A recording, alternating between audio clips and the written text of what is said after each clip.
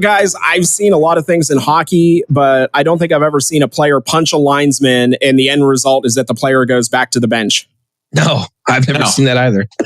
No, I think the linesman should have went in the box for not putting him in the box. That was pretty ridiculous in my opinion. We've always said you can't talk your way out of a penalty. That may have been the first time.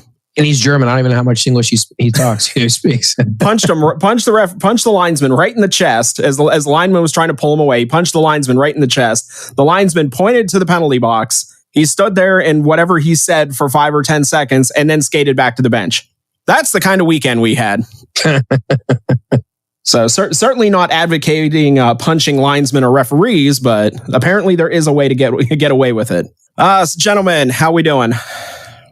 Whew. It was a long weekend. Yes, it was. Long weekend of hockey. I had a great time. My voice, not so much. I don't know if it's from yelling or what, but I had a good weekend. I will say, at least if anything with a 3-game weekend, we still had Sunday off. So yeah, going in for an hour early for a Thursday game throws like the whole routine out. But I spent all day Thursday thinking it was Friday and all day Friday thinking it was Saturday. So it doesn't throw the routine off as much as a 3:00 game on a Sunday though. All right, so coming down to the final weekend of the season, and there's gonna be scenarios and everything. We're gonna talk about that more in the weekend preview. But right now, as far as the Eastern Conference, the first seed is set with Dubuque. The 6th seed belongs to Chicago at this point. Cedar Rapids isn't catching them, and they're not catching Madison. So what's really still in flux right now is the 2, 3, 4, and 5 seed. Currently, Green Bay in second with 76 points. Muskegon in third with 74. Youngstown in fourth with 72, and Madison in fifth with 68. Madison had a game on Sunday. They ended up winning that game. So still for Youngstown to not drop to the 5th seed at the worst, the magic number is them for 1. So either Madison taking a loss, which we kind of hope doesn't happen this coming weekend, so more dependent on Youngstown at least getting 1 point, will keep them in a home series. But yeah, we're going to get more into that in the weekend preview. There is actually a few scenarios that could play out there. Next week's episode is going to be a fun one. Justin will literally be phoning it in next week. Unless, plans change. Yeah, I plan to make it up to the Plymouth game on Saturday. And due to the likelihood of us having to record early, probably right after that game, I will be in the car, hopefully not like Trey Taylor and in a blizzard. Was that Trey? Yeah, that was Trey. Yeah. The whole entire interview never told us he was driving in a blizzard while he was doing the interview. We didn't find out until the very end. Yeah, so right now, the most likely scenario to play out is that the Phantoms, after this weekend, will be playing in the first round on Monday. So if that is in fact the case, we will actually be recording after the conclusion of the game on Saturday night. So we can get the episode out on Sunday morning. And like I said, Justin will literally be phoning it in. So he'll be in a car on the way back, coming to us via telephone. We're going to go old fashioned with this one. I'm sure I've done crazier, but not on a podcast. Now, should we at least wait long enough for you to get out of the Detroit area so I don't have to edit out like gunshots and stuff like that? Yeah, don't worry. I'll only fire back if they're getting close. This could be the best episode yet coming up here. We've already had Justin in a tornado warning, so it would only be fitting if the season ended under gunfire. You're right. And began with a tornado warning, ended with gunfire. There we go. 2 sirens, a different kind though. Yeah, so crazy weekend. We're going to have a lot to talk about this week, including me discovering that if you want a way for your Kit Kat to taste really good, not only does it have to be free, but it has to be stolen. From a child. From a child. I am not above stealing candy from children. You're right. My son only brought it up 3 times today to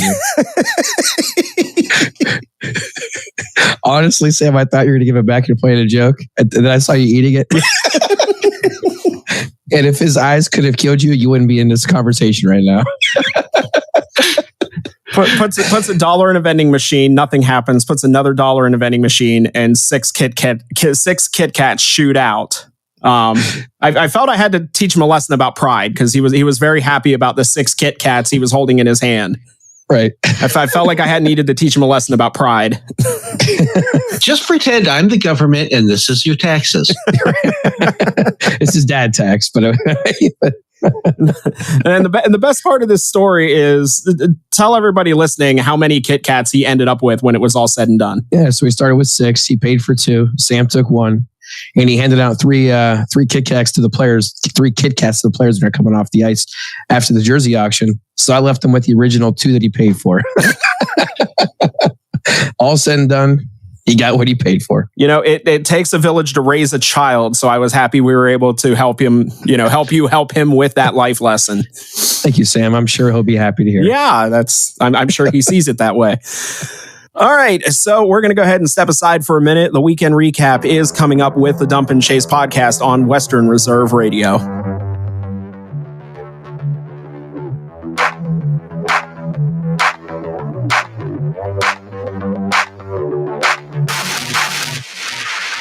Hey, let me ask you something.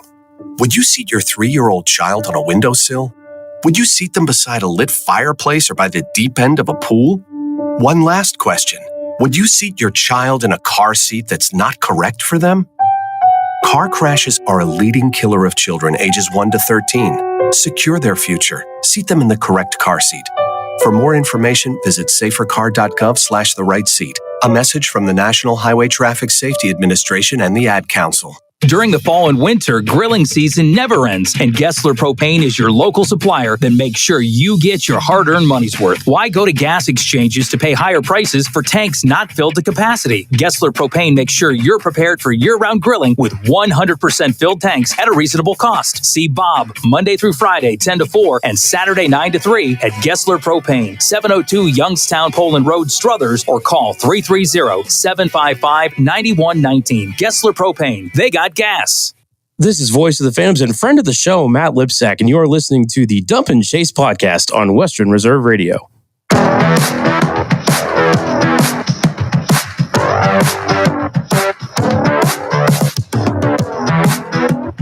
We're back with the Dump and Chase podcast on the home of Phantoms Hockey, Western Reserve Radio.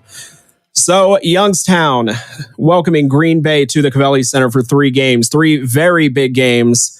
As far as the standings are concerned, and after Youngstown's performance this weekend, is setting up for a very interesting last ending to the season. Which, other than the fact that once again it's the U17s, you can't ask for better ends of season to the way this is coming down to, because there's a lot at stake and there's a lot of moving parts and a lot going on coming into this final weekend. Yeah. And I mean, keep your eyes on the scoreboard around the league. Yeah. So kicking it off with the game on Friday, this game was a 2-1 overtime loss for the Phantoms, but importantly enough, did pick up a point in this game. Green Bay scoring only 5:42 into the first period on the power play, giving them a 1-0 lead.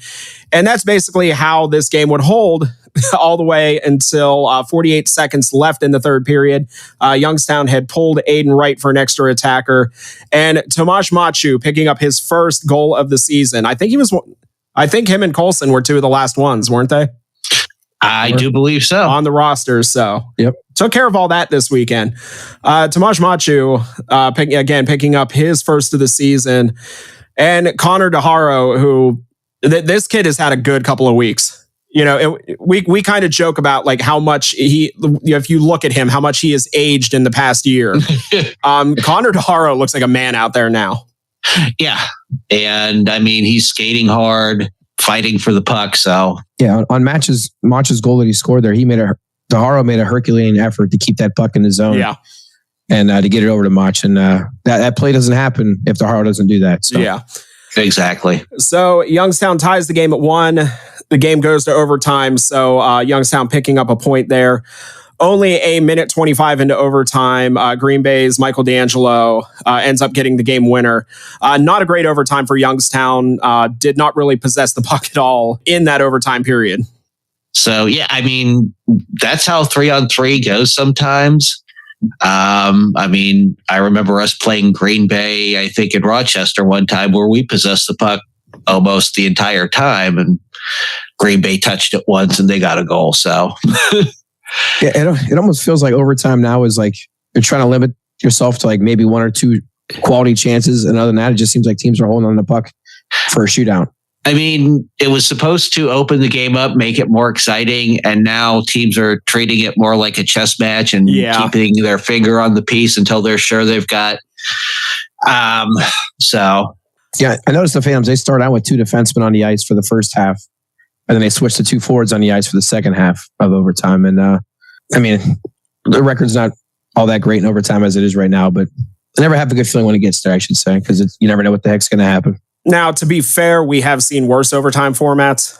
Yeah, the 7-minute. Yeah, the 7-minute overtime that starts out 4-on-4, and then after 3 minutes have gone or something like that, it's after a whistle, it goes down to 3-on-3, and yeah, we've seen way worse. Something that ended up definitely being a theme this weekend: fireworks early in this game, carried through pretty much the entire weekend. Andrew Strathman with, I'd say that was about like a 1 or 2 punch knockout and his fight with Ben Poitras. Then in the second period, Colson Hanrahan, you'll be hearing from in the next segment. Colson pretty much with a 1 punch knockout. That's hammer hands. I think Ryan Humphrey just kind of turtled up there. Yeah. After the first punch. I wouldn't blame him. Tried to talk the talk, could not walk the walk. No. I mean, not quite as bad as an elbow to the face, but hey, that's what happens. Yeah, so I mean, this was a game that I mean, for sure, this was a defensive game. And in all credit to the Phantoms, and especially to Aiden Wright, kept them in this game, kept it a 1-0 game, and just kept pressing and pressing and pressing, and finally able to get that tying goal, and at the very least, being able to get a point out of this game. Yeah, I thought that for Green Bay, Adam Gajan in net, I thought he did a great job. I mean, it was a low-scoring game, but I thought they had some quality looks on net, and he kind of stood on his head a couple times in there and kept the puck out. And then that 6-on-5 at the end when Mach scored, it felt like there was a goal coming for the Phantoms because they had chance after chance, wave after wave of offense, and finally he put it in there. But like you said, Aiden Wright played a great game. But I think the story of the weekend for Green Bay was, their goalies kind of kept them in the game, probably when they shouldn't have been. Mm-hmm. All right, so moving. Yeah, that was the Thursday game. Okay, there we go. Make sure I got my ducks in a row here. The game on Friday, this was a 4-2 win for the Phantoms. Taking a look here in the first period, former Phantom Blake Beschen on the power play got put Green Bay up 1-0. And then Colson Hanrahan, as we alluded to earlier, picking up his first USHL goal there at 9:25 of the first period, tying the game actually with Green Bay 1-1. And then just about a little over 4 minutes later, Ryan Botterill on the power play, picking up his 27th of the year, giving Youngstown a 2-1 lead. Skip ahead to the second period. Green Bay ties the game at 2, 5 minutes into the second period. At the 12-12 mark, Brecken Smith picking up his 5th of the season, giving Youngstown the 3-2 lead.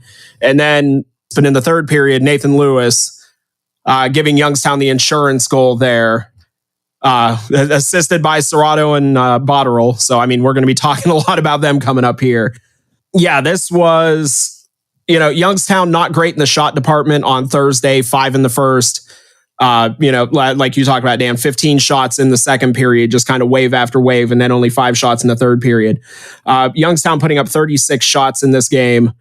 This felt like one of the more complete games we've seen Youngstown play in a while. Just beginning to end, especially there at the end of the game, they did not take their foot off the gas. Instead of just kind of holding back and trying to hold on to the lead, Youngstown, they kept pushing, and look what happens. I mean, for one, they had good reasons to come out with a lot of edge in that game. Blake Beschen did a little bit of celebration after the opening goal. I think that also put a little bit of bad taste in the team's mouth, and, with other things. I think we wanted to really hurt them where it mattered most. That was on the scoreboard, and then hurt them in other ways. Yeah. If anybody was there before the game and saw the players warming up, you saw there was I don't want to say a scrum, but there was a disagreement at center ice between the two teams and a couple players. So you knew it was going to be an exciting game. And if you go look at the penalty log in the first period, it all came out in that first period there. And it was a good time. Yeah, after Betchen scored that goal and kind of flexed his muscles there a little bit, I think the Phantoms had enough. Yeah. Yeah, this is where I believe Youngstown would go 3 for 3 on fights over the weekend. Adam Patilla and Josh Player. Just 13 seconds after the Betchen goal. Yeah, Adam Patilla picks up. Ended up being a game misconduct. What do they call that? A secondary altercation. Yeah, secondary altercation. Even though the first altercation wasn't necessarily a fight, but I'm assuming since it came so far after the whistle play was blown. Yeah. But yeah, after that fight, Youngstown definitely fed off that energy and basically dominated the rest of that period. Yeah. Yeah, fighting during a stoppage carries some weight, I think. Yeah, I don't think in the mysterious rule book that's not there. I don't think you guys were able to see because we're your vantage point. But when Patilla was skating off the ice after being escorted off, he licked his hand that he just punched that kid in the face with and gave a wink to the bench. It was pretty cool. Yeah, for sure. We got to see, you can punch a referee and, you can punch a linesman and nothing comes from it. We got our once every 2 years false alarm for the arena's fire alarm going off. And then the 15 minutes while somebody tries to remember how to turn the flashing lights off. That it happens every 2 years. You'd kind of think at some point somebody would just write it down. They're texting former employees going, "Hey, are you there? Can you help us? Do you remember this?" Yeah. We're good for this about once every 2 seasons where that fire alarm goes off. And then one of these times it's going to be real and we're just going to sit there. You're absolutely right on that. We got to see a first in this game. They're late in the third period. Charlie Serrato getting called for a one-handed cross-checking. I mean, you have to have 2 hands on your stick, but yeah. Yeah, apparently now you can cross-check somebody with only having one hand on your stick. That was special. Maybe you should. And actually hitting them, with the actual glove and not even the stick. I tell them next time just to punch the referee instead of cross-checking with one hand. You won't go in the box for that. Linesman. Sorry. Yeah. Yeah, this is a public service announcement. If they have the orange bands and the orange on their jerseys, that's a referee. If they don't, that's a linesman. There is a difference between the two. All right, so Green Bay wins 1, Youngstown wins 1. We move on to the rubber match on Saturday. This one was a 3-1 win for the Phantoms. This was basically Youngstown from beginning to end. Yeah, Ryan Botterill picking up a goal there in the first period. The only goal of the first period, giving Youngstown a 1-0 lead. Coming into the second period, kind of catching Green Bay napping a little bit. Ryan Botterill picks up his second goal of the game, only 13 seconds into the second period. Mikey Burchell just 2.5 minutes later, shorthanded, picking up his 13th of the season. Green Bay would pick one up a couple minutes later, and that was basically the scoring for the game, giving Youngstown the 3-1 win. And we especially saw in that third period, like the last 10 minutes or so, Green Bay was throwing everything but the kitchen sink at the Phantoms, in Youngstown's defensive zone, trying to get goals back. A lot of credit to Youngstown, just shot blockers getting their sticks in the lane and everything else. Green Bay controlled a good chunk of the latter half of that third period. They only ended the period with 6 shots on goal. Yeah. I thought Youngstown's defense was just absolutely incredible in that third period. I mean, they kept play to the perimeter, just never let them get good looks at the net. Yeah, they definitely wore more pucks in this game than I think than they did any other game this year. Just to echo what you were saying there, Sam. And then just kind of my favorite part of this game on Saturday, Mikey Burchell's goal there in the second period, 2:49 into the second period. That was Youngstown's 5th shot on goal when Youngstown took a 3-0 lead. So Guyon's save percentage took a little bit of a hit there. He was only batting .400. I mean, he went up 100 points the next save he made. Yeah, Youngstown's sixth shot of the game, his save percentage went up 100 points. But yeah, I mean, it was, and like I had said, sitting there, it's like, wow, this must be what it feels like to be a Chicago fan. It's like 7 shots on goal. We're leading 3-0. I mean, credit, we have some defense that was able to ride that out. Yeah. Yeah, they got one goal, but I mean, for most of that game, our defense gave them nothing. So I think the whole series against Green Bay, that was the best our defense played collectively. Yes. As far as a consistency basis. But it's just all, a lot of the talk of what, you always hear coaches, GMs, everybody else always talking about building from the net out. Just the combination of Aiden Wright and the Phantoms defense in this game was, they were incredible the entire game. But again, they put that last 10 minutes or so of the third period, they put on a masterclass. Yeah. And that's what you want to see going into playoff hockey. Yeah, exactly. And, talking to Mikey Burchell last week, he had said, we're in playoff mode now. Every game between now and the end of the season is a playoff game. Other than the first period on Thursday. Yeah. That was a little slow. Maybe bled into the second period a little bit. But yeah, we watched playoff hockey this weekend. Yeah, I think even our response to losing the first game is what you want to see out of the playoffs. Exactly. All right. So with that out of the way, it is now time for the Dump and Chase podcast 3 stars of the week. And we're not even going with 3. We're just slapping names all over the place here. Yeah, this is going to be one of those slash weeks. That's right. So kicking it off with the 3rd stars. Tomas Machu and Colson Hanrahan. You've got 2 obviously defensive defensemen picking up their first goals. And at the right moment. Machu was the tying goal that got us a point. Hanrahan, the answer when they scored their first goal. So kudos to 2 guys who are more defensive defensemen for stepping up on offense at the right time. All right. So that brings us to the 2nd star of the week. That goes to Aiden Wright, putting in a full weekend of work. Playing in all 3 games, ending up going 2-0-1 on the weekend with a 1.67 goals against average and a .917 save percentage. Again, as much as you can attribute to Youngstown's defense this past weekend, there were some points Aiden Wright had to stand on his head, and he came through in every way, shape, and form. All right, that leaves us with our first star of the week, and a name that we've been talking about a lot as of late, and that would be Brian Botterill, Charlie Serrato, and Nate Lewis, the lines mate there, our first line. They had 4 goals and 6 assists combined on the week. Botterill had 3 goals and 2 apples from that as well. And to kind of echo what Coach Ward said, this line here, they're not just scoring goals; they're scoring NHL quality goals. You can tell when they're on the ice, they're the best forwards on the ice. Doesn't matter who they're playing against, what defenses the other team's running with. They're doing their job and they're making it look easy. And I'm going to say probably take my least controversial take of all time and say these 3 guys are pretty good at hockey. All right, so that will do it for 3 stars and the weekend recap. We're going to take a short break, and when we come back, we are going to be talking to Phantoms defenseman Colson Hanrahan. So keep it here with the Dump and Chase podcast on Western Reserve Radio.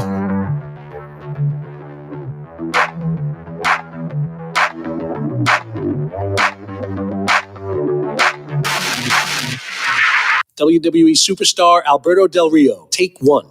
Behold the angry giant. Try it again, Alberto. Behold the angry giant. Perfect. Good luck tonight.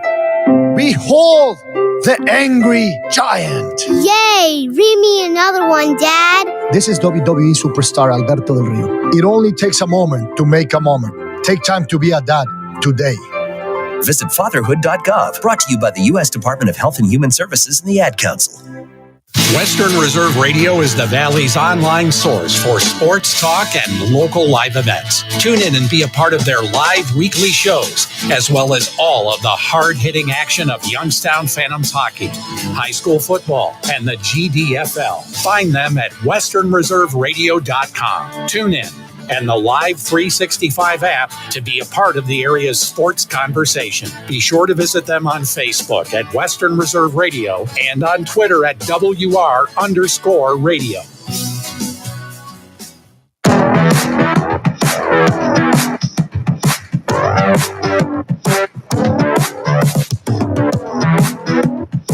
Welcome back to the Dump and Chase podcast on the home of the Youngstown Phantoms, Western Reserve Radio. So for this week's edition of Phantom Files, we welcome a native of Longmeadow, Massachusetts, who was traded to the Phantoms from the PAL Junior Islanders of the NCDC on February 7th, and has been a spark plug for a reinvigorated defensive core that this past weekend gave the high-powered Green Bay offense fits all weekend. He is number 47, Colson Hanrahan. Colson, welcome to the show. Thank you guys for having me. So right off the bat, can you tell us about the day that you got the news that you were being traded from the NCDC, not only to the Phantoms, but moving up to the USHL? Yeah, I mean, it was just a usual night. I was actually watching an NHL game, and then I got a call from my coach telling me that I was getting sent up here. I was pretty blown away. Now, did he tell you right away, or did he just tell you like you were traded and then?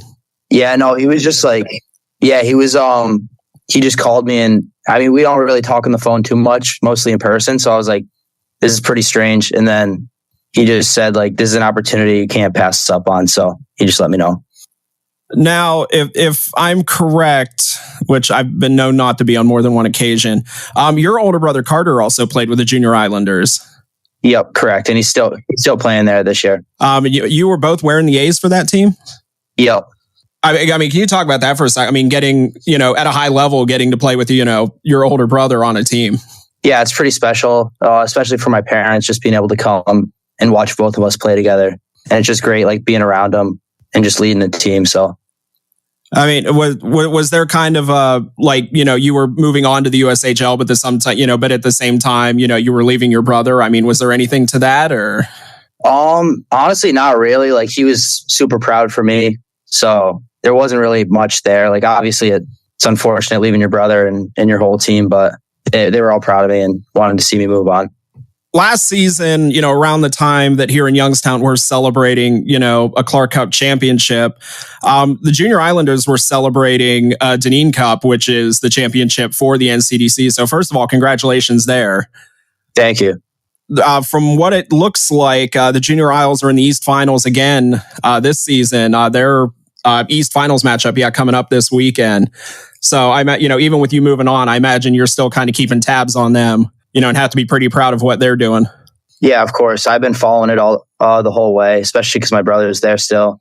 So I've just been texting the boys before the game, like wishing them luck. When you were playing for the Junior Islanders, I believe you were playing. It was called the Rinks.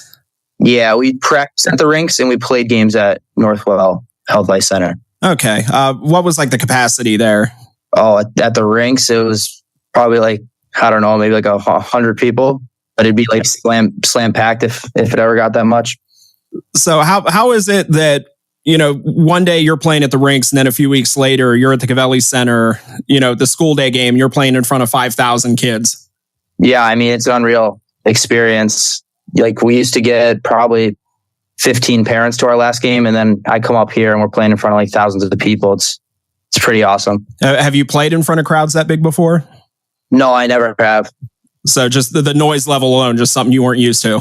Yeah, correct. Especially with those school day games, because it's just nonstop noise from beginning to end. Yeah, exactly. Kids just screaming their heads off. It's awesome though.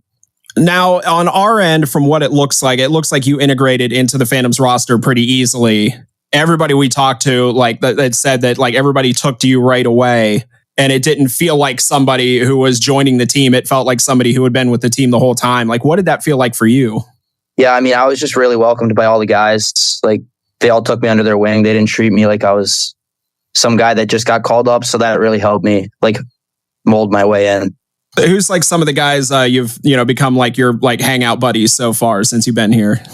I mean, kind of all the guys, but more specifically, Stratty. He's a great leader. Ryan Rosinski, I got really close with him. Pittner, I bring him to the rink every day. So I really molded around basically every guy though, for the most part. Now, we touched on this a little bit when you did the post-game interview the other night. In the NCDC, you acted more as an offensive defenseman, but since coming to Youngstown, you've taken on more of a defensive role.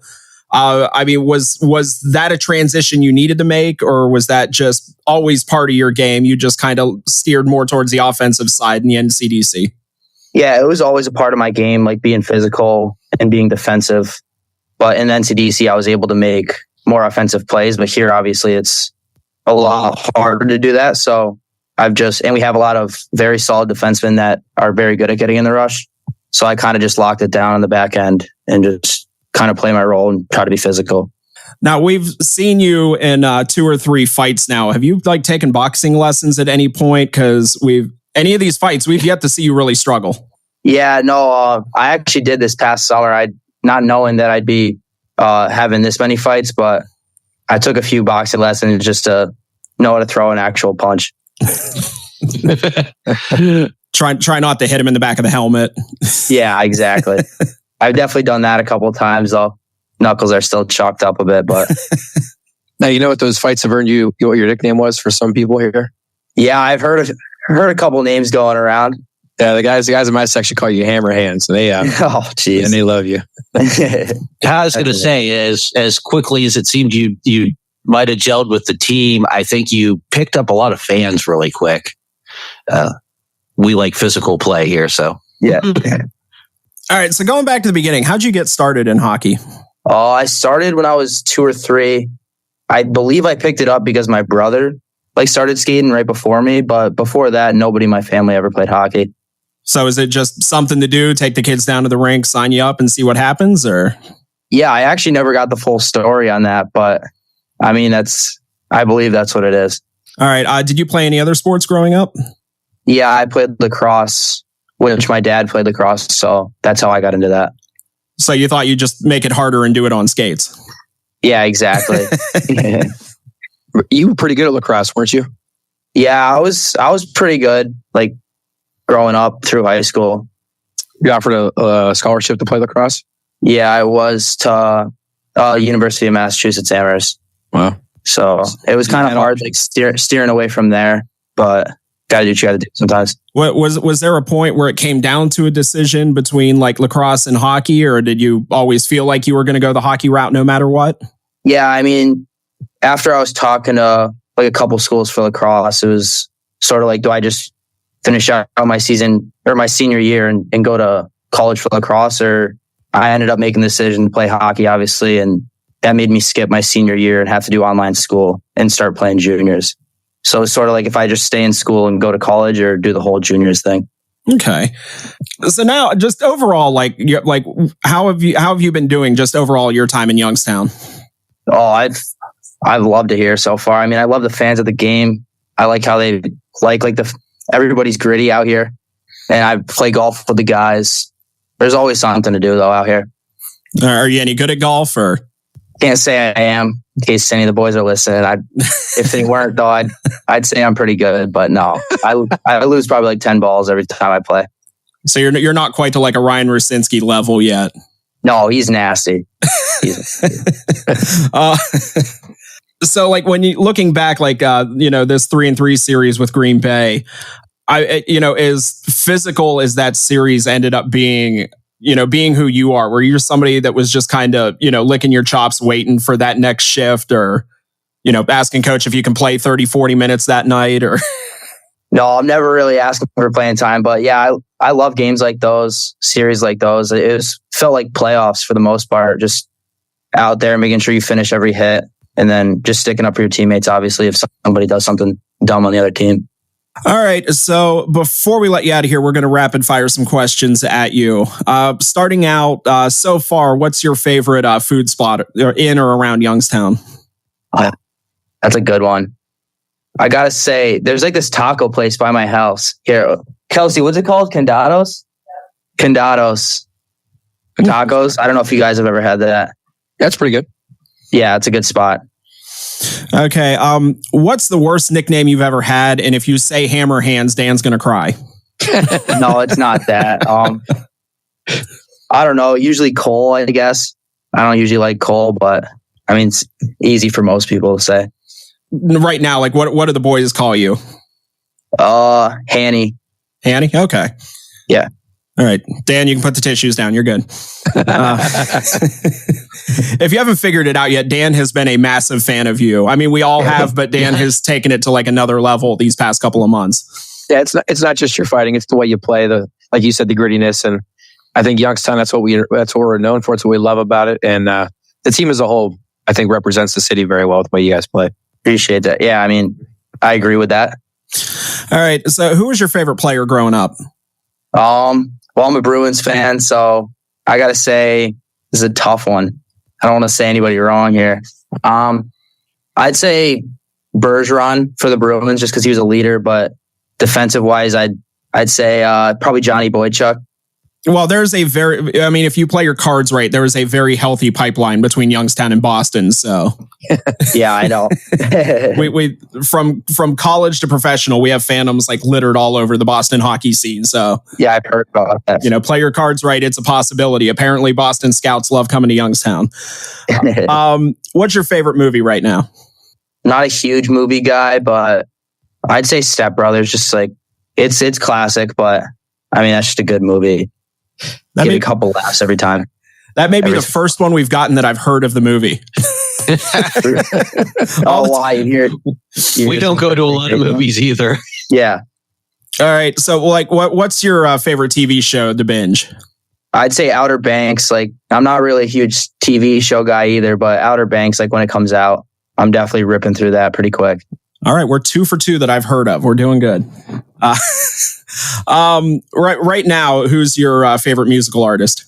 I'd say Zach Bryan. Okay, but like before a game, what are you listening to kind of get yourself amped up, or even just on the way to the rink? Usually, I just shuffle it through my playlists, but I got all sorts of guys in there, like the Lumineers. I don't know if you ever heard of them. Yes. So yeah, I'll listen to that. Just sort of stay calm and loose. Not getting like too jacked up, but when I get to the rink, I just listen to whatever the guys have like playing on the speaker. Okay, so it came up. I try to mix these up a little bit between all you guys, so I'm going to go with a new one here. What is the best locker room prank you've ever seen or been a part of? Jeez, you're going to get me killed here. No, I've seen a few guys put a water cup in somebody's helmet, so when they go to grab it, it like falls on them. So I mean, that one's pretty good. Are you a big prankster, or you just tend to steer clear of it? Yeah, I mean, I try to stay clear of it, but I can get my hands involved here and there. Who's in charge of the music in the locker room? Stratty is. Stratty? Yeah. And what's your favorite Handles flavor?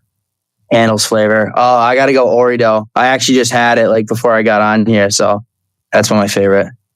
All right. So before we get out of here, is there anything you'd like to say to Phantom fans who'll be listening in on this? Just please keep coming. We're trying our best every game, even if we're not winning, but just please keep coming out and get loud, I guess. That's all I really got to say. And appreciate you guys. All right. So we have been talking to Phantoms defenseman Colson Hanrahan. Colson, thank you for taking a few minutes with us. Definitely, we wish you good health the rest of the way out, and we'll see you this Friday at Cavelli. Sounds good. Thank you, guys. Okay, so with that, we're going to step aside for a quick break. The weekend preview is coming up next with the Dump and Chase podcast on Western Reserve Radio.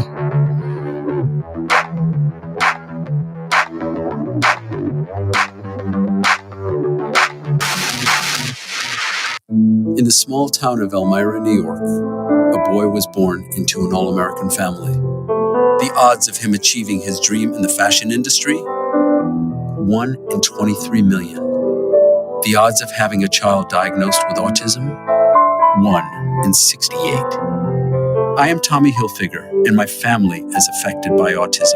Learn more at autismspeaks.org/signs. Brought to you by Autism Speaks and the Ad Council.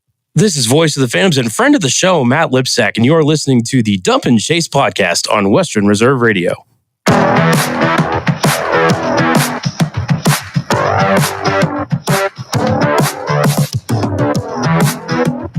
This is the Dump and Chase podcast on the home of Phantoms Hockey, Western Reserve Radio.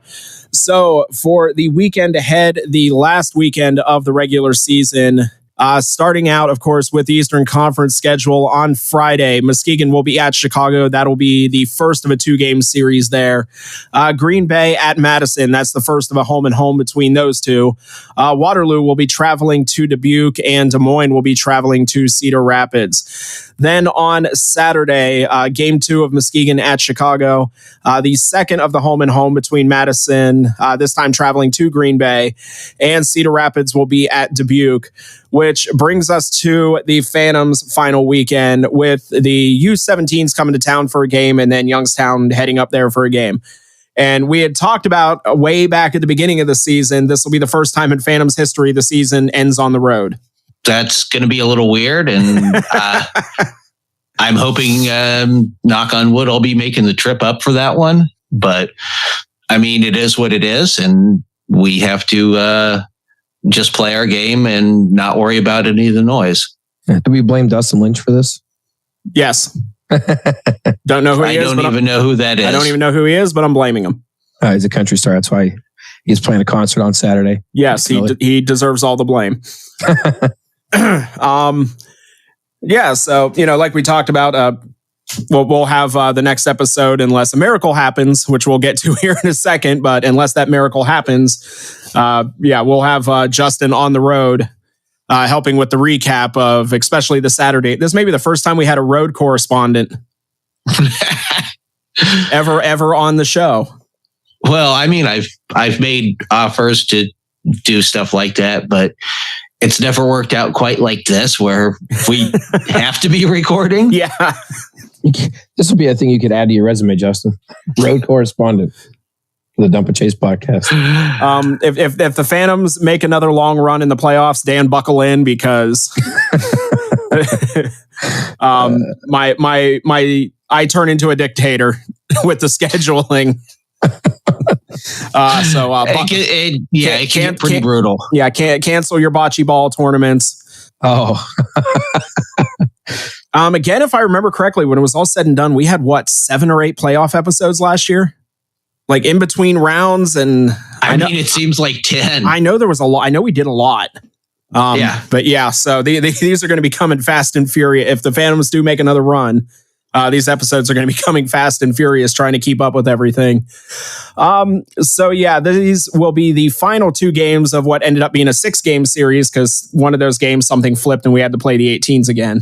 But nope, that's the wrong one. Let me try the other one. Yep, and we lost that game. Okay.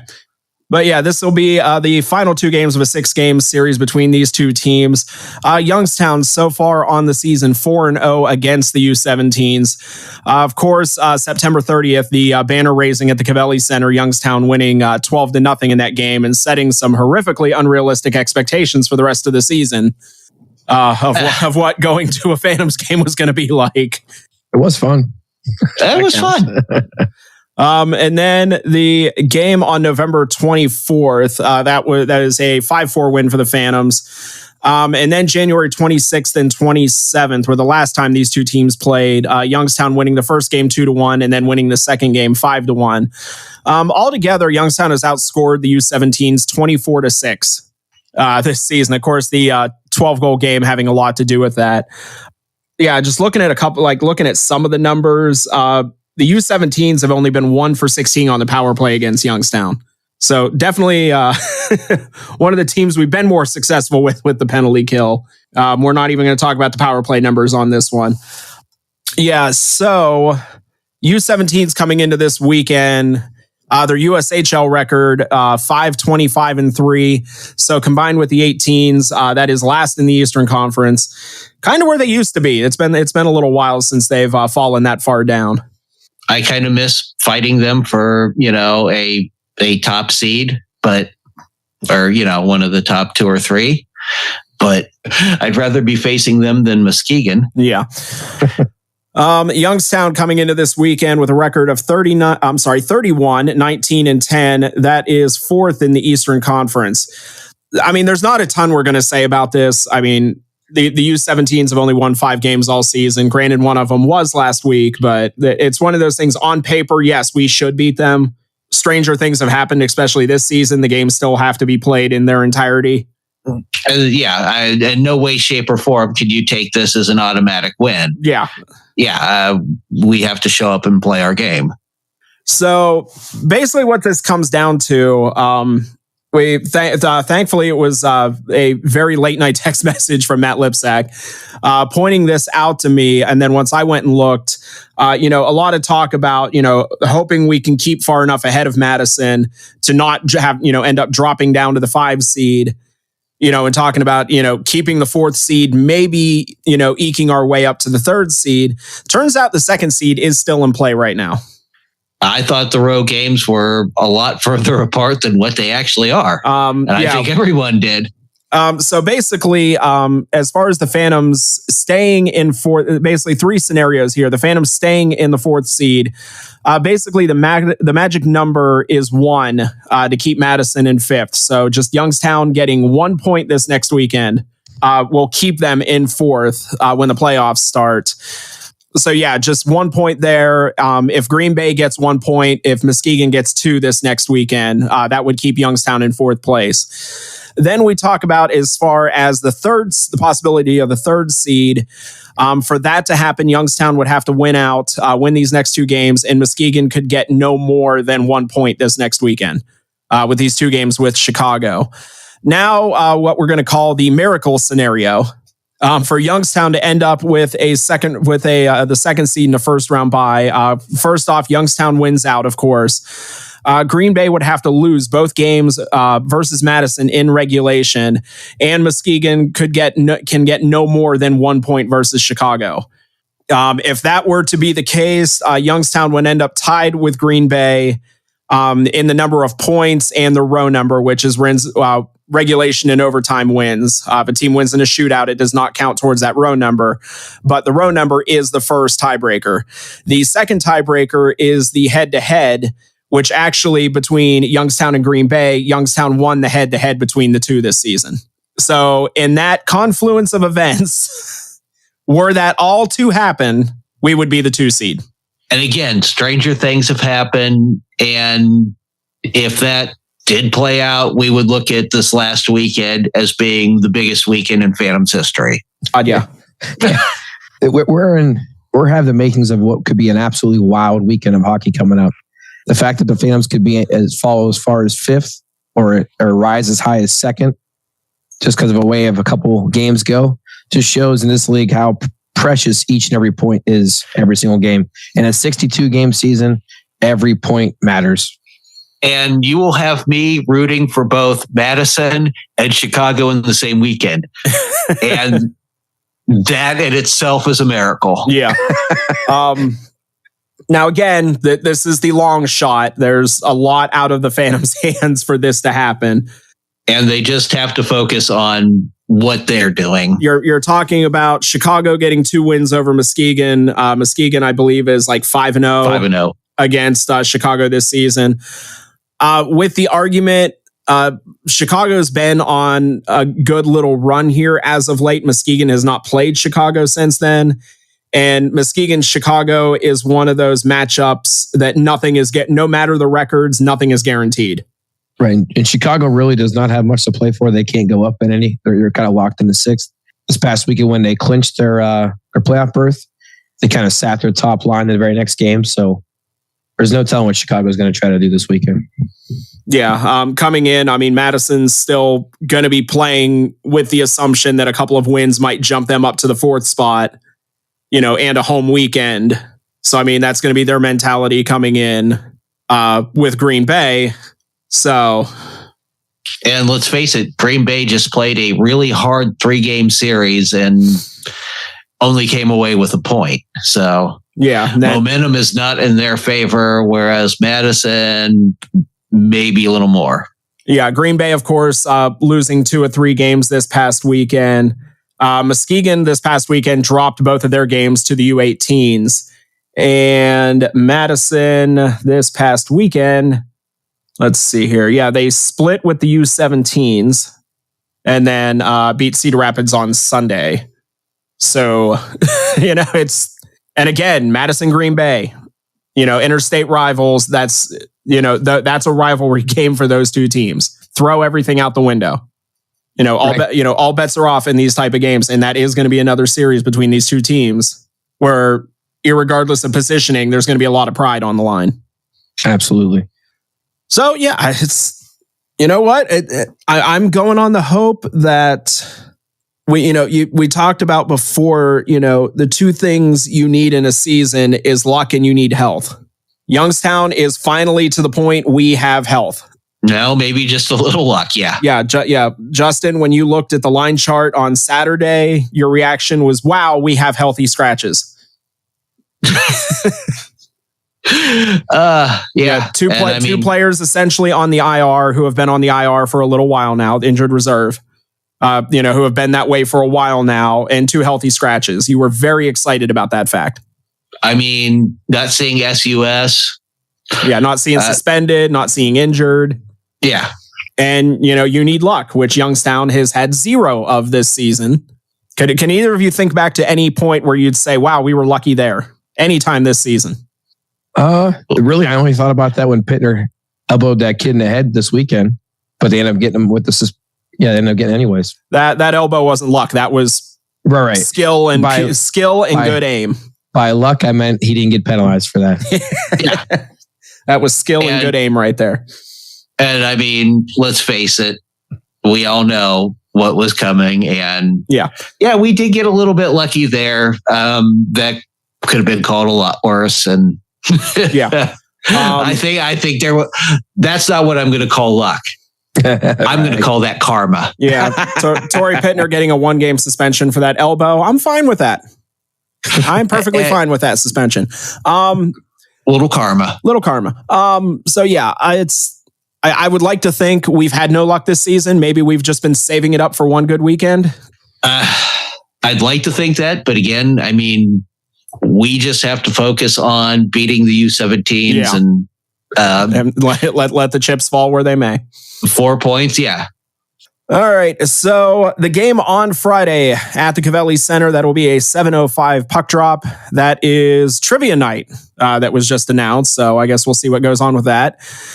Tickets are available for this game. You can call the Phantoms box office at 330-747-PUCK. That is 330-747-7825. If you can't make it to the games, you can catch the video stream on Flow Sports or the audio stream. Well, you have video of Matt Lipsack up in the booth, the Lipper Cam, on Western Reserve Radio, either on westernreserveradio.com and, of course, streaming on the Phantoms Facebook page as well. The game on Saturday, that will take place up at USA Hockey Arena. That will be a 7 p.m. puck drop, and that game will be available on the USA Hockey website. Good luck with that. Like every time I try to get into that thing, there's some kind of hiccup getting into it. As always, the Youngstown Phantom social media will put out information and links and everything to get into that. And then, of course, our last time this season, hearing the legend himself, Pete Krupski, on the microphone. So another season in the books for Pete. Think of the amount of talent that has gone in front of that man. I do wonder if he'll remind us where Osborne and Jack Wilson are from. Well, especially Osborne, since he played in that arena. But hey, did you guys know Charlie Serrato used to play for the NTDP? Yeah. You will on Saturday. If you didn't, you will on Saturday. All right. So that's about all the time we have for this show. So we're going to take one last break. And when we come back, we're going to wrap everything up and look ahead to next week's episode. So keep it here one more time with the Dump and Chase podcast on Western Reserve Radio.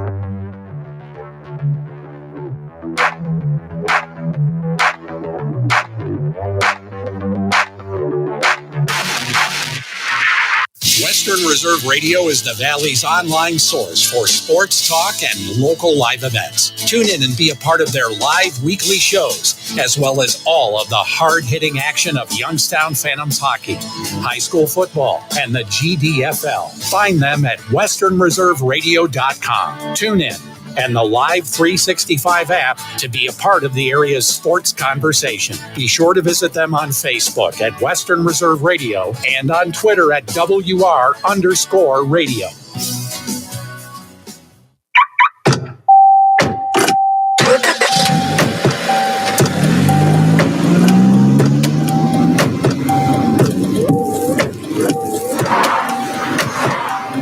Driving has a rhythm all its own. Don't wreck it with a text. Before you get behind the wheel, silence your phone. Or better yet, designate a texter. For more text-free driving tips, visit stoptextstoprex.org. Brought to you by the Ad Council and the National Highway Traffic Safety Administration.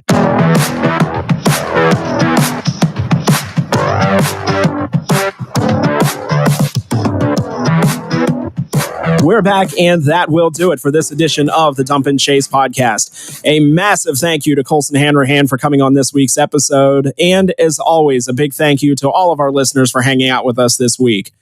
So next week's episode, which if Youngstown ends up 3 or 4 seed and has to play on Monday, that episode will be coming out Sunday morning. So just a programming note there. But yeah, we will be recapping the 2 games with the U17s and of course previewing the USHL playoffs wherever we and everybody else may end up.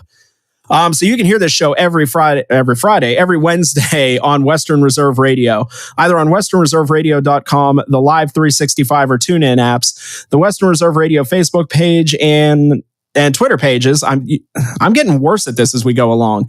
And the Youngstown Phantoms Facebook page. You can hear the show in its podcast form on Apple, Spotify, YouTube Music, or wherever you listen to your favorite podcasts. You can also find us on social media on Twitter, Facebook, and Instagram. And of course, our merch store. And you can find all of these links on our website at dumpandchasepod.com. So before we get out of here, to my co-host Dan Conley and Justin Irwin, coming down to the last weekend of the season, any final words of wisdom? 1 home game left. Get your ass there. Yeah. I can't believe we're here already. It's feel like it's been a 60-some games, 60 games, but it's been over in a blink. There's a blur, and we're at the last game. That's the joy of a full hockey season and doing a podcast about that full hockey season, especially February, March, when you're going through the dog days of it. We're worrying about getting through that, and here we are now at the end of the regular season. All right, so as we wrap up, remember that hockey is a sport played on ice with sticks and a puck, and our podcast is a thing you just listen to. See ya. Again, it's almost like 1 o'clock.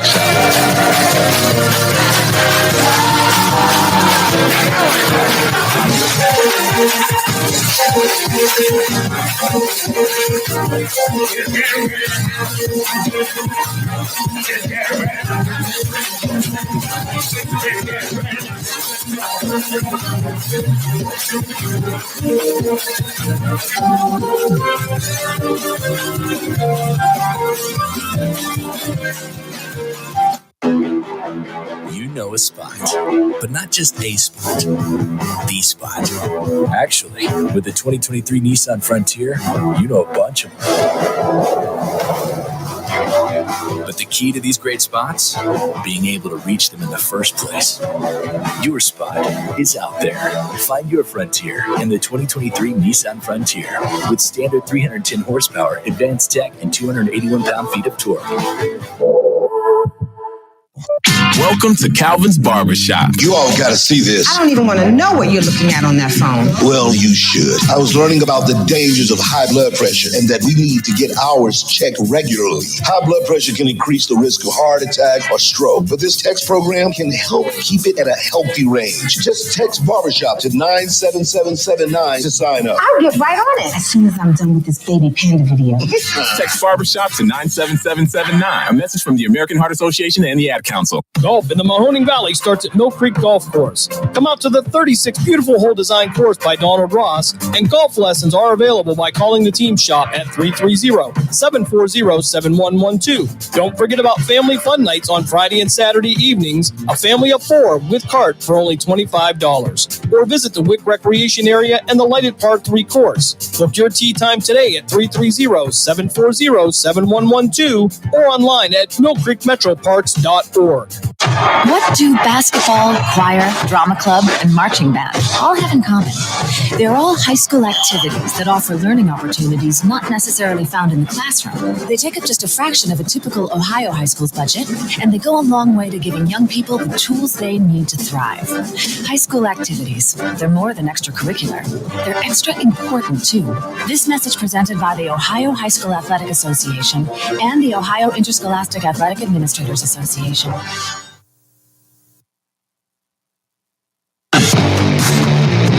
From high school to the pros and everything in between, you're listening to City View Sportscast, part of the iMedia One network. Experience nature's bounty with Creation's Backyard. Elevate your health with the most nutrient-dense foods on earth. From farm to table, sustainably cultivated with care. Grown locally in Niles, Ohio with no chemicals or synthetics ever. Unlock your culinary creativity with Creation Backyard Microgreens. Convenient local delivery and pickup options available. Order now at creationsbackyard.com or call 330-282-7208. Whether you are a professional football champion or a fantasy football champion, Martusio Chiropractic is the place to recover from all your sports injuries. Proudly serving Trumbull County, Martusio Chiropractic is located at 369 Niles Cortland Road in Warren. Martusio Chiropractic accepts most insurance plans, now accepting new patients and offering some same-day appointments. For more information or to make an appointment, call Martusio Chiropractic at 330-856-9595. If you love history, head over to YouTube and check out Blogging Through History. Hosted by Mineral Ridge High School graduate Chris Mowery, Blogging Through History visits historic sites to explore not only the well-known figures and events of the past, but also compelling stories that maybe you've never heard before.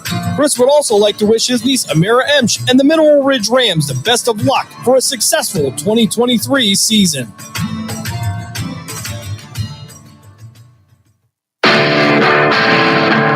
Miss an episode of By All Means, and you can miss a lot. That was also a big draw when Major League Baseball talked to us about this concept and if we would be interested in moving into this league, was the vision that we'd have State College, Williamsport, West Virginia, all three really strong. By All Means, Tuesdays at 5, right here on Western Reserve Radio and streaming live on westernreserveradio.com. Not to combine with any other offer. Valid for items of equal or lesser value. This is the American Arena League Game of the Week, presented by Dish Network. Call 877-309-7474 to watch the best sports drama and entertainment anywhere, anytime. That's 877-309-7474. And now, it's time for some pass-rushing, bone-crushing AAL action. 20-6, Torch after a 14-yard touchdown pass from the quarterback Stephen Colon to the wide receiver Antoine Thorpe. Back on top on the scoreboard by 2 full touchdowns and extra points. And it'll be Havoc football if they can hold on to it. Remember now, the last time that they received a kickoff, it was fumbled by Moore and recovered by Triangle inside the opponent's 10-yard line. So the Torch not able to score off that possession, but still 2 turnovers in this game by the Atlanta Havoc have contributed to what we see on the scoreboard right now. The Atlanta Havoc playing their lights-out defense today. Also, the Torch trying to actually get that onside kick may have actually kind of accelerated the Havoc. Trying to get that onside kick may have actually accelerated the Torch drive there. The Havoc dancers during that media timeout coming onto the field and showing their wares to the audience. Crowd here at Buford Arena. Beautiful area of the country here that we've been driving through over the weekend. And love coming to Atlanta anytime. The only thing you don't like about it's the traffic. Taken 7 yards deep by Moore. Out of the end zone, he found an alley. 15, 20, and then taken down at the 21, maybe the 22. Nice return by Moore. They're saying that there's a fumble. Did they get it taken away? I don't think they're going to give it to Triangle here. I think they're going to, at the 21-yard line, they're going to say Moore was down. Down by contact. 1st and 10 at the 21-yard line. The return 28 yards, though, by Moore. Very good job. That kickoff was so long that he had to jump to get it before it went over the inboard. 20-6, Torch. Havoc trying to answer Triangle on their touchdown a moment ago. Moore goes in motion, right side. Eubank snap, looks to throw, goes down the middle of the field, looks for Moore. Touchdown, Havoc! And just like that, an answer. Telmar, his first touchdown catch of the game. He had a step on the defender. The first time I think Blunt has missed a play in this game. Yeah, I think Blunt was right down on the post pattern. Blunt was actually cheating on that play, took a step in, and actually had to try and recover. Couldn't recover all the way on that slant pattern down the deep part of the field, even though he got really close. He got really close to knocking that away. So Blunt, he giveth and he taketh away. Eubank, that was really the first pass by Eubank that I've seen that was perfect in this game. Gardner onto the field, a little late here. Well, Jim, it's taking him a while to settle in, but Eubank trying to rally this team, this Havoc team, to a victory tonight. There's the snap, there's the kick, and I believe he's good. And he is. So Solomon, the extra point, that goes through. Eubank has his second touchdown pass of the game. That is the first touchdown catch in this game for Moore. And the first extra point by Solomon that's good. He's one of two now on extra point attempts. And our score is 20-13. Triangle on top by a touchdown. That was a very quick answer to what Triangle did after the onside kick attempt. Think they'll try another onside here? You know, I mean, you might Can't as put well. anything past them, Yeah, you might as well at this point in time. Well, now they're just playing with house money. I mean, 2:18 left in the third.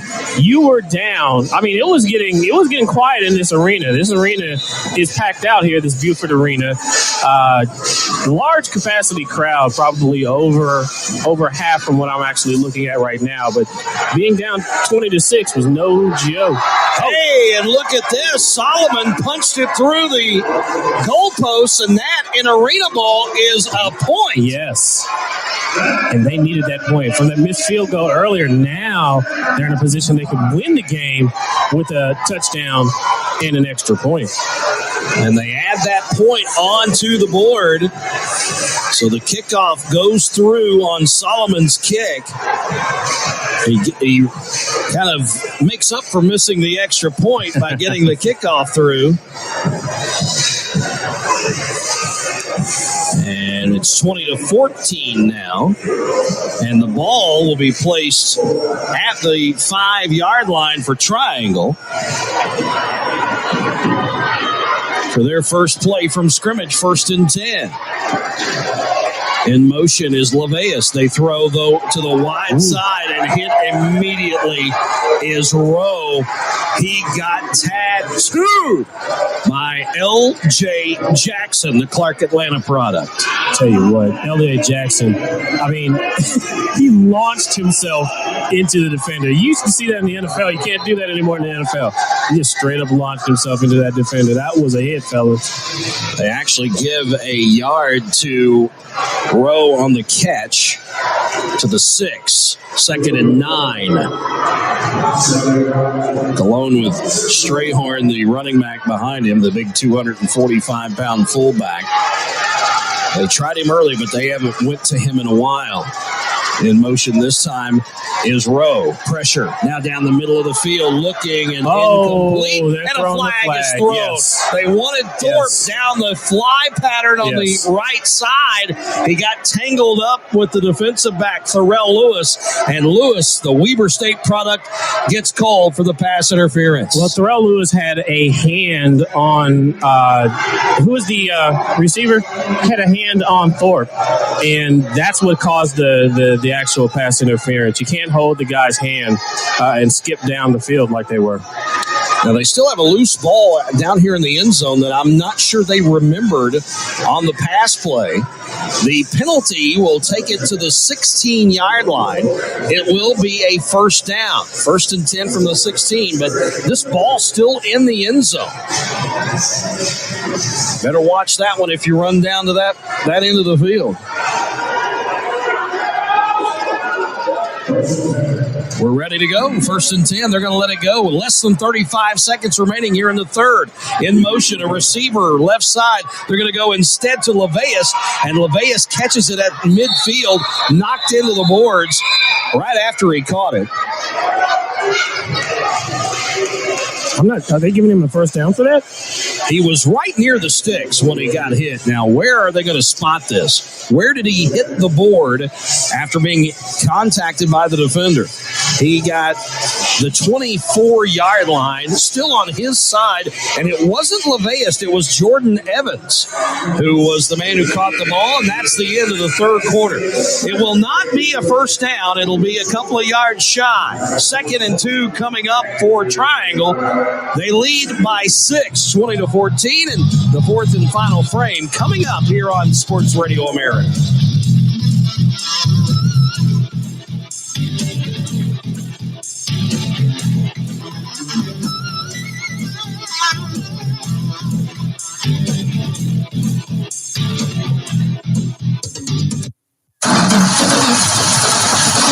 Unexpected trouble? CashNet USA can take the stress out of borrowing emergency funds. Our fast, secure application process makes it easy to apply online 24/7. Plus, CashNet USA offers same-day funding if approved before 10:30 a.m. Central Time, Monday through Friday. Additional terms may apply. Visit CashNetUSA.com or tap the banner to apply today. This is the American Arena League Game of the Week, presented by Dish Network. Call 877-309-7474 to watch the best sports drama and entertainment anywhere, anytime. That's 877-309-7474. And now, it's time for some pass-rushing, bone-crushing AAL action. 2nd and 2 pass play as we start the fourth quarter is incomplete as the pass thrown by Cologne, intended for Rowe on the right sideline, went way over his head and into the crowd. So it'll bring up 3rd and 2, ball at their own 24-yard line, a yard away from midfield. And boy, you think it's getting tight in here right now? It is definitely a game, Jim. We have a good one going. 3rd down and 2 for Triangle. Cologne. This time it'll be Thorpe in motion. He's on the left side. The other two receivers are Evans and Rowe. They're on the right side. But Thorpe in motion. There's the motion. Now throwing, and the ball's knocked out of the hands of the quarterback, Cologne. He was in the motion of throwing. The official says incomplete, no fumble. I think the back judge got that one right. It looked like he was in the motion of actually throwing that. It didn't look like he hit it out of his hand as he was throwing that. So no fumble on that play. They're going to show us the replay, and the video board kind of malfunctioned there. We did not get a look at it. So it'll be 4th down and 2. Havoc defense coming alive, and so is this crowd. From the 24-yard line, their own side of midfield. Cologne will send Thorpe to the left. He'll be the one in motion. Stack with Evans and Rowe on the right side near the pads. Now they bring Thorpe over to the right side. Throw, midfield, incomplete. Lucky not intercepted. And very lucky that was not picked off as Crosby was stepping back in coverage on Thorpe. And he almost had the pick. Instead, incomplete. And it still gives the ball back to the Atlanta Havoc at midfield here in the fourth quarter with 13:11 to go. Crosby actually, that was the robber play. If you all play Madden, that was the robber play where the linebacker actually takes a step forward, then drops back into coverage and comes underneath of the wide receiver. And he's so big. Yes. The linebacker, Crosby, at 6'3", 220. Hard to throw around him in the middle of the field. Uh-huh. All right, now Havoc. Offense from the 24 on the Triangle side. 20-14, they're down 6. They pitch to the running back and a duck inside. Nice gain by the running back, Brown. Brown able to cut back back to the inside part of the field after getting his progress stopped heading toward the sideline. It'll be a gain all the way down to the 19, a gain of 5 for Brown. 2nd and 5 coming up. Actually caught me off guard. Don't see a lot of running plays here in the American Arena League, but a really good one to set this drive, set the tone for the Havoc. Not a lot of scoring here, but we have a great football game on tap for you. Stay with us here. McDaniel will be the one in motion right side. The other 2 receivers are over there as well. Fake the pitch. Oh, look and at then that. Eubank able to sneak under the tackle inside the 10, then into the pads. Almost lost the football. And did he lose the football? Nope, they're going to say down inside the 10, down to the 6. But Eubank got pressure right as the play began. And he was taken down after he got away from the pressure and went down the right side of the field. Torch saying they took it away, but the officials are not having anything to do with it. I think he was clearly into the board, Jim, before any of that happened. The run of 14. Oh, wait a minute. From that angle, it looked like it was loose. Oh, they may have an argument there, Jim. The run of 14 gives them a first down, 1st and goal from the 5-yard line. And a timeout. I think they want to take another look at that. Coach McKinney, very smart timeout there. Wants to get his defense, straightened out here for this critical critical goal line stand. But I don't know. If you show that replay again, it looked like the ball was coming out. I don't think there's any way we're going to get another look at that play. None whatsoever. Real time now, it looked like he actually hit the board before the ball was tipped loose. But in the replay, slow motion, it looked like the ball may have been coming loose right before he hit that board. 11:17 to go, 20-14. Torch lead by 6, but the Havoc have it 1st and goal from the Torch 5-yard line. Thank you for joining us tonight. American Arena League action. Now that will be the 2nd timeout of the half for the Torch. They only have 1 remaining, and the Havoc have all 3 of their timeouts remaining. So the receivers now, as they bring Isaiah Jupiter back in. Jupiter and McDaniel are stacked on the left side. And Tyron Lewis Sr. is on the right. He'll be the one in motion, Will Lewis. Eubank, the quarterback. Your offensive line, you've got Israel Evans Jr. You've also got the big man, A.J. Harmon, at the center position. Looks like he packed a lunch. Zach Hooks in there as well. The running back is Brown. Here's the motion, and now the snap and the throw. Wide open, touchdown. Lewis! Tyron Lewis Sr. played in Washington, D.C. at Howard University, and he has his first touchdown catch of the night. I have absolutely no idea how he was so wide open for that catch. It looked like the defensive back just lost him. Oh, it was an in-and-out play. He ran a zigzag. And the linebacker that was trying to cover him zagged, and he didn't zig. 5 yards on the touchdown catch from the quarterback Eubank, and a extra point will give Atlanta their first lead of the night. You're listening to WR. Second extra point in 3 attempts. 21-20. This game has all of a sudden changed, and the crowd is into it now, Spence. And how do you like this kid? This Michael Eubanks kid decided to put it all together in this 4th quarter with the comeback for this Atlanta Havoc team. I thought they were on upset alert, but of course, in this league, anything can happen. Every second matters. It is an eternity that is left in this football game with 10:32 remaining. T-shirts being passed out to the crowd as they clamor 21-20, Havoc with their first lead of the game after the 5-yard touchdown pass from Eubank to Thyron Lewis Sr. So now 3 different receivers for Atlanta have caught touchdown passes tonight, including Ryan McDaniel, Martell Moore, and now Thyron Lewis Sr. Havoc have to kick this away. I don't think they're going to onside this one. I think they don't. I think they don't try that. You try to put triangle back as far as you can put them.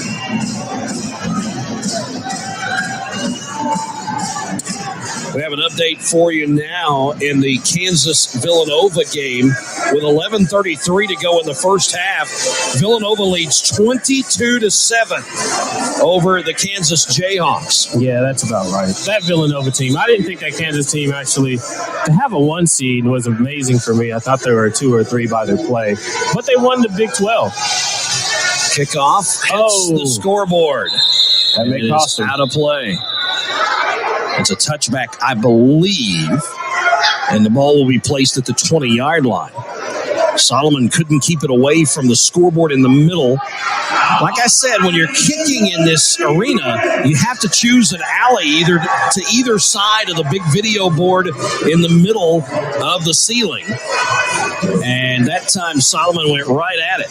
Yeah, trying to kick, especially being able to kick it from one end zone to the other and possibly get that extra point added onto your score by making the field goal on the kickoff.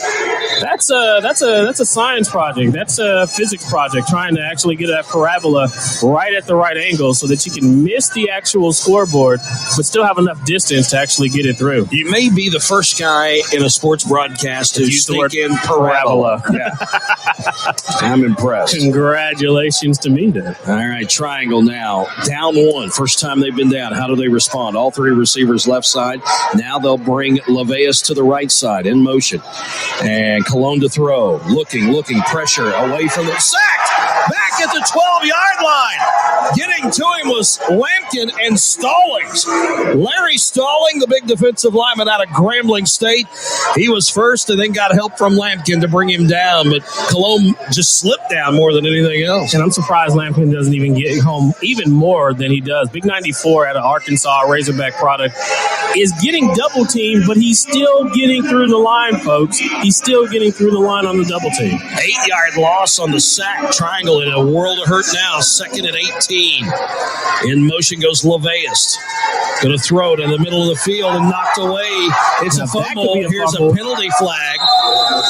And the officials now blow the whistle. It was picked up by Ford, the big defensive lineman. And it is Atlanta football. That is a fumble. Larry Ford, the West Virginia product, able to pick it up. It was knocked out of the hand. Now, there is a penalty flag.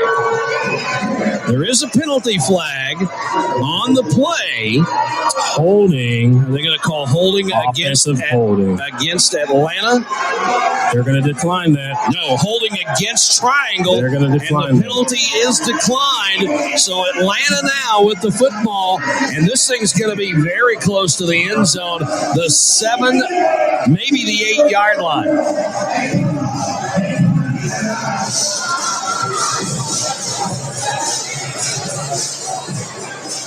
So Atlanta's defense has come up big here in the latter stages of this one. 9:17 to go. 21-20.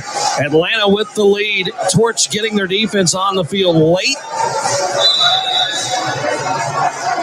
And now we're ready to play. There's 8 men on the field for Atlanta. Finally got them all on. Look at this pitch. And the pitch, that's the quarterback. Sneak coming around the right side.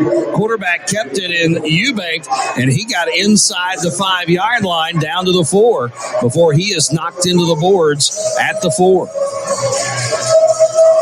And a good hard knock into the boards as well, but he pops right up, ready to go. 4-yard gain by Eubank on the run, and now it's second down and goal from the 4. That looked almost like a play that you would see Navy run. The guy who was actually going to get to the pitch, the back actually cut in, makes the block so the quarterback can go around and pick up the extra yards. What you would see in a triple option, but they didn't have the motion of a triple option there. Yeah, you're exactly right.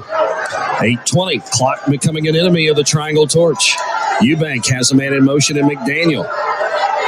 Snap, throws quickly into the end zone. McDaniel caught, touchdown. Second of the night for the big man, the wide receiver Ryan McDaniel, and the Havoc on top by 7. Oh, wow. Offense coming in bunches now. Mitchell is on fire. He's running routes with electric speed, running them pristine routes, too. That was a clean route. Got away from his man. That type of separation, you give your quarterback a target like that, you will have touchdowns in this league. Jim, so it looks like this Havoc team has come alive. McDaniel with his second touchdown catch of the night. Eubank his 4th touchdown pass. Finally caught some rhythm in the second half. And here's Solomon for an extra point to make it an 8-point game.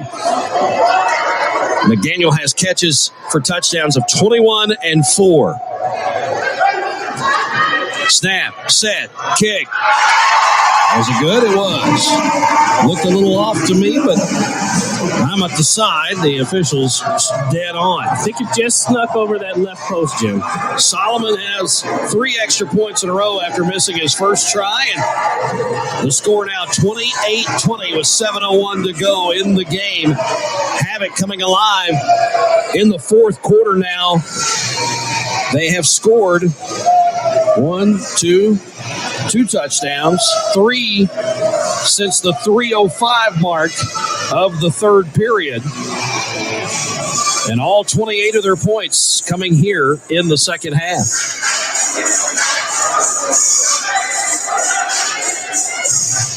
I mean, the Torch have to be just deflated right now, Jim. I mean, I'm looking over at their sideline, and it looks like people are just looking for answers. How do we stop this team like we did in the first half? They held them to, 6 points in the first half, and now they've given up. Quickly, they've given up 22. So the kickoff coming now from Solomon. See if he can avoid the video board in the middle of the roof. Kick. Now he hit the ceiling. This one went up into the rafters. That was a boomer from Solomon, and that'll give the Torch decent field position at their own 20-yard line to start this drive.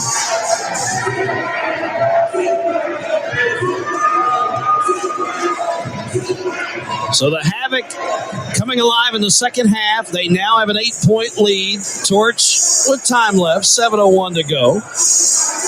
No need to panic.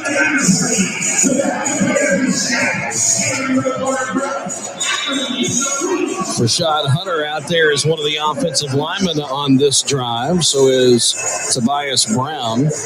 We haven't mentioned Hunter, the 6'6", 280-pounder out of Shaw University, another CIAC team, I believe. LaVeist will go in motion. Left side. Cologne to throw. Throws quickly. Intercepted! And it's a pick six! To the house. To the house. Michelle Robinson. He spied that one from the snap and cut right in front of the intended receiver, LaVeist, and took it home. Interception return of 26 yards.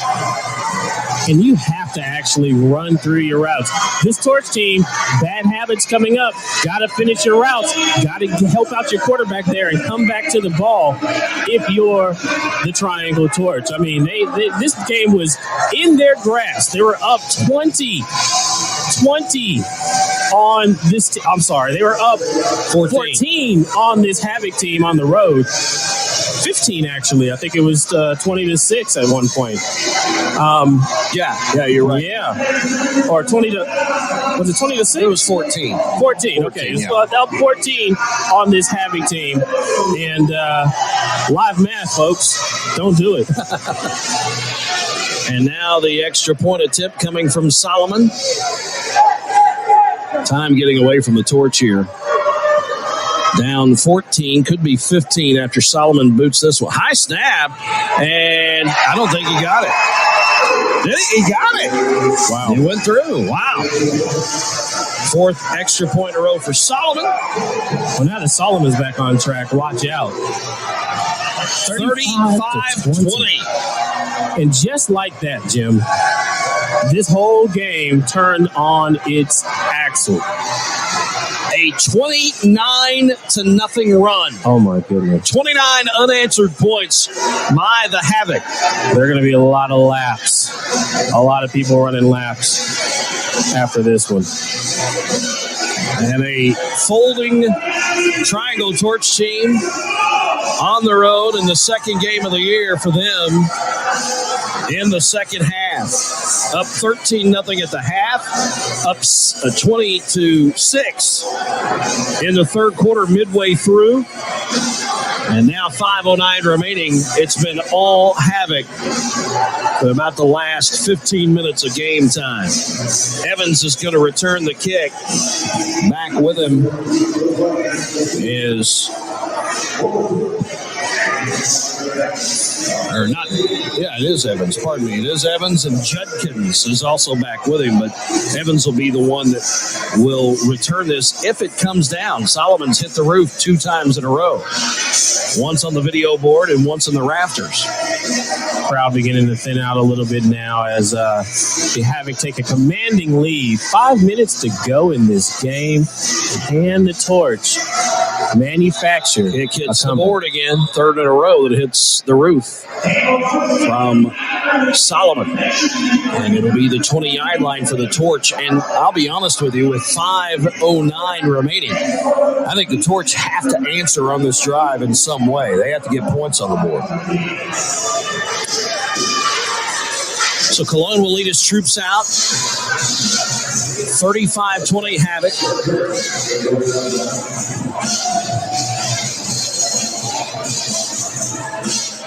Don't forget our program here on Sports Radio America called The Bridge with John Lund. Wednesday nights at 8 o'clock. Current sports and interesting sports people, as he brings in lots of great interviews for you to hear from the world of sports. John Lund and The Bridge here on Sports Radio America Wednesday nights at 8 o'clock Eastern.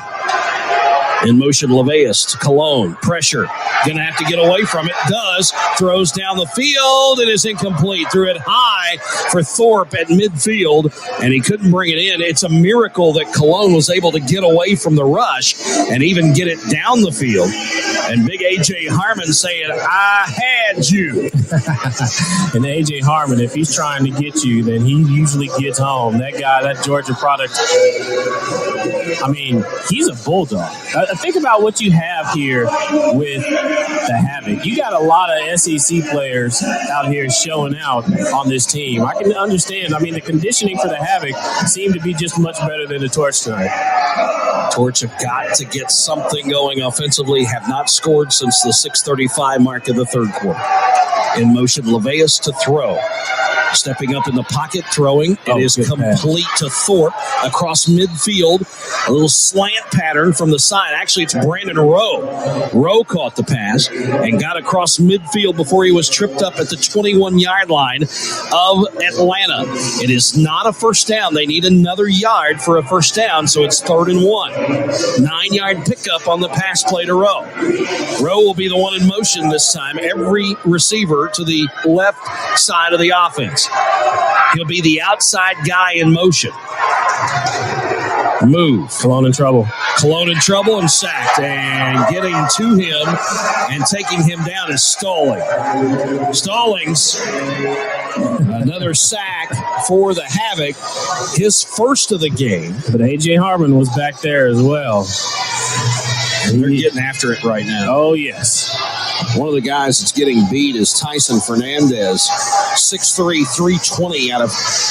He was a Mountaineer of Appalachian State. Still can't believe they beat Michigan in the Big House that one time. That's unbelievable. The snap, though, is by Rashad Hunter, and Hunter is giving up some weight to that guy, Harmon, right at the nose.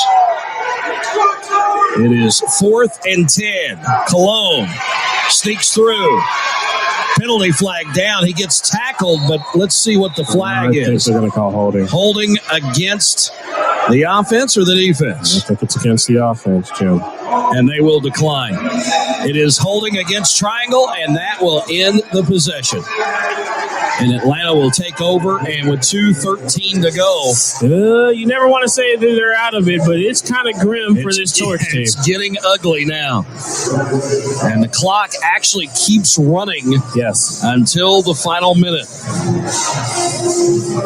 So the Havoc really can just kind of run this out here. Immediately following the game, we are going to have post-game coverage. We are going to try to get players, coaches involved, come up and talk to us at our vantage point. We're on the 3rd floor of this Buford Arena, so bear with us. We'll get Spence to run down the scoring here in the game while I try to corral some of these Atlanta Havoc players. It looks like at this point is who we're going to be talking to. Here's the pass, complete, middle of the field for the Havoc.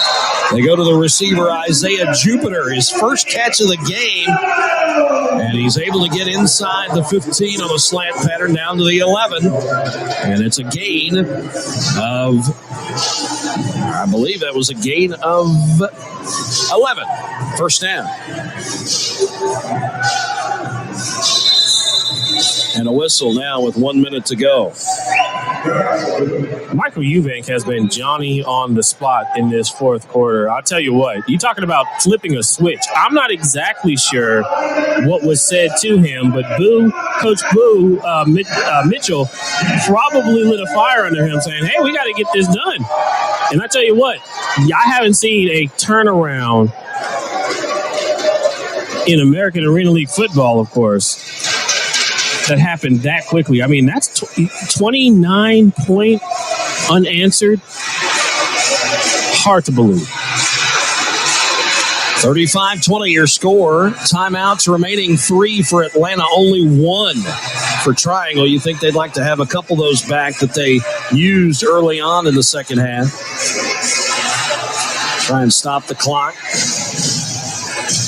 Dance team members back out to entertain the crowd here.